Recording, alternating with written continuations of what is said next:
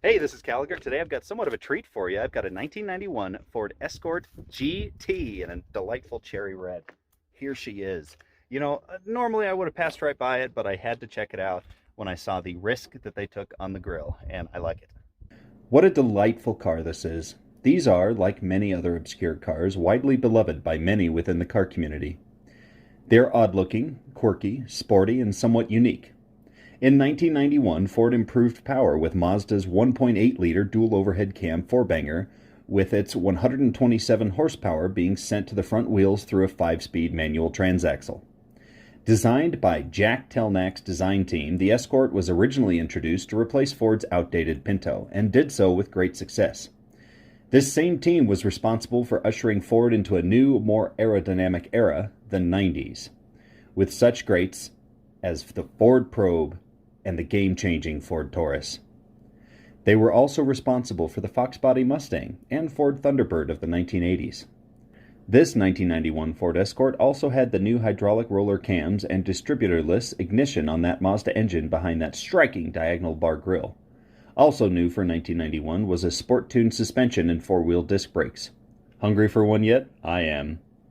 Though the 0 to 60 was a relatively unimpressive 8.3 seconds, the new power, handling, and stopping ability was enough for the automotive community to finally take the Escort GT seriously as a performance subcompact. There it is. It is a little tiny car, to say the least. Not very large. The perspective of the Explorer behind there makes it seem somewhat large. It isn't. It is a very tiny car. Look at that grille, though. Man, I almost want to take this grill as a souvenir. How delightful is this? Ooh, it might pop out. That grill could come with me. I'm not sure. It is that delightful, I think. I love it when an automaker takes risks. Also, look at that. You see in here that little, air passageway that I saw while I was tripping over some exhaust? That is interesting. Just got some dents, unfortunately. Oh, wow, I didn't even notice this. It's a little rusted up. Something tells me I may not be able to open the door. Unfortunately, very basic of the period, 5-spoke wheels. And somebody took the spoiler. I would have loved to have seen it. Somebody took the spoiler. I have one of these badges because I think they look so neat. Don't have the GT, and maybe I will now. So this is somewhat of an interesting car. Honestly, a car that I would drive. It's even got a sunroof. I would drive this thing. I have not seen one of these on the road either, at least not this body style and a GT model. No, I have not. Those aren't plastic hubcaps either. They're the wheels. All right, I wonder here in this garbage if I've got something made of metal that I can bash that thing open with. Here.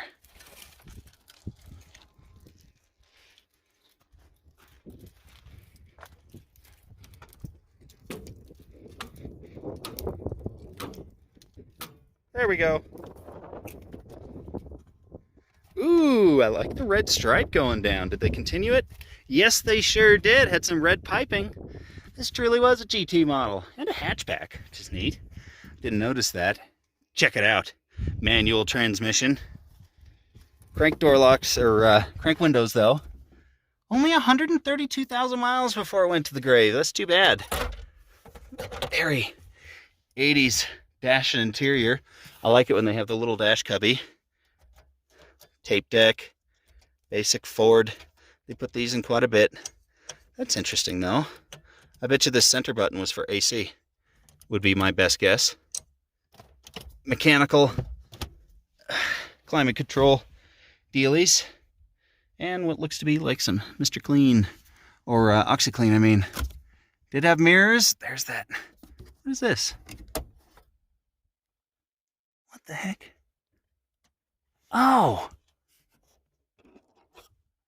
Almost looks like a reset button for the, No, I know what it is. All right, so see that little Allen key? Basically, if the, oh, don't get any gunk on me. If the motor fails for your sunroof, you can still close it with an Allen key. That is smart. With this little easily accessible panel with an arrow to show you what the heck to do. That is genius. I dig it. Yes, I do. Did have cruise though. Standard lights. Let's see what's under the hood.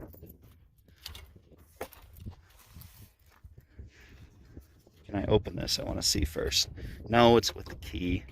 All right. Let's check out under the hood. Close this cool big door for such a little car. I dig one of these. You know, I could drive one. And this really does it for me. No lie, you know, I'm transparent. Back in the days where fuel injection was still a big deal. Dual overhead cam, 16 valve, 4-cylinder. Valvoline service. 1.8 liter, kind of a big displacement for such a little car. Yeah, these are cool. These are neat as far as front wheel drive, little tiny sports cars go. I'd take one of these. It does have a blue oval on it, so it meets one of the requirements for me. Well, either way, thanks for watching. I enjoyed that one, and on to the next vehicle. Now I'm headed into the Chevys, unless I do this town car.